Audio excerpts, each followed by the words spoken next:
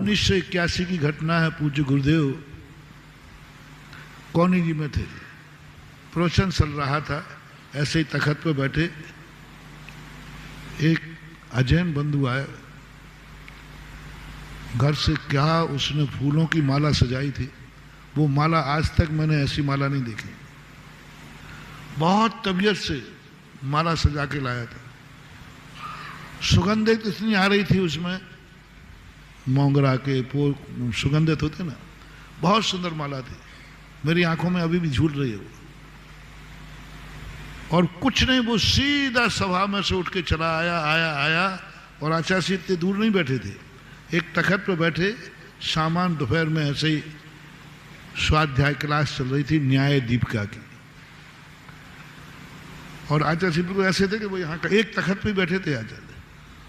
और उसने कोई कुछ नहीं समझ पाया और सीधी माला महाराज के गले में डाल दी। उस समय ये वीडियो नहीं थे तो देखने लायक सीन था, मजेदार। आचार्य जी इतने स्मार्ट लग रहे थे उसमें। अरे अपने आचार्य जी सन 1980 में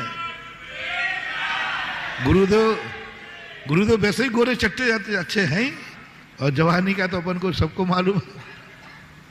उसने सीधी माला पहना दी और हम लोग सब बैठे हैं। पता नहीं क्या हम लोगों को होगा, बिल्कुल आंखें खुली की खुली रहे। कभी कभी कुछ ऐसी घटना घट जाए तो स्तब्ध हो जाता व्यक्ति। मतलब आधा मिनट तक कोई कुछ नहीं, एकदम स्तब्ध। हम लोग भी बैठे, कुछ नहीं कर रहे। और आचार्य जी पढ़ रहे थे, ऐसे पढ़ते उन्होंने आंख बंद कर ली। तो हमने कहा जब आचार्य जी हरकत नहीं कर रहा तो अपन को क्या पड़ी। अब बताओ भाई, कोई किसी को माला पहना दे और वो उतारना नहीं चाहता तो अपन उतारेंगे क्या।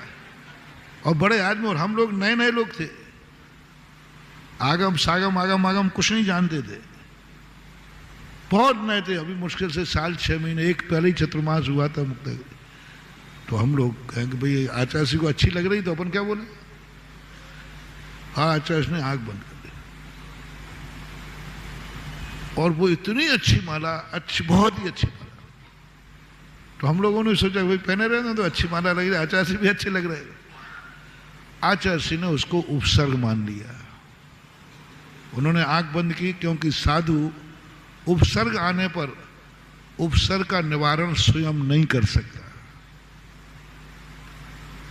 उपसर्ग आते ही हम लोग उपसर्ग का निवारण स्वयं नहीं करेंगे।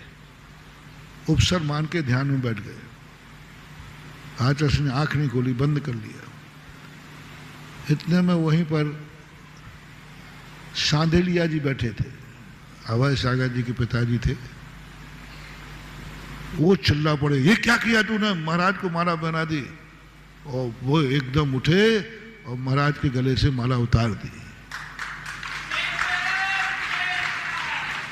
माला उतरते ही आचार्य ने आंख खोल दी, क्लास चालू हो गई, उपसर्ग दूर हो गया। अब उसके बाद लोगों ने जो उसको कहा, तूने महाराज को क्या किया, उपसर्ग कर दिया तूने बहुत। अब वो बेचारा किसान था, इतना रोया, मेरे कारण महाराज को उपसर्ग हो गया, मेरे कारण हो गया, मैं मूरा। अब वो सिर फोड़ने लगा, यूं इतना रोया, उसके आंसू रुकने को तैयार नहीं। क्योंकि वो तो बड़ी श्रद्धा से आया था, बड़ी आस्था से लाया था। उसको तो यही मालूम था कि साधुओं को मालाएं पहनाई जाती। अब उसकी कहीं गलती नहीं थी और रोने, आंसू रुकने का तैयार नहीं, रुकने का बिल्कुल नाम नहीं ले रहा है। पागल हो जाएगा। आचार्य जी के पास पकड़ के लाए लोग, महाराज जी इसको प्रायश्चित दो। बोले इसको काय का प्रायश्चित दूं, इसने तो पुण्य कमाया है, इसने तो मेरा सम्मान किया है, इसकी कोई गलती नहीं है। उसको समझाया, बेटा तुझे कोई गलती नहीं है, तेरे भाव बुरे नहीं थे, लेकिन मुझे इसलिए उपसर्ग मानना पड़ा क्योंकि मुझे तो मालूम है कि हमें माला पहनना, लेकिन मैं तुझने मौका ही नहीं दिया, इतने जल्दी डाल दी। अब बोलो उसको अज्ञानी में लोगे कि ज्ञान में? अब वही माला यदि तुम डालो तो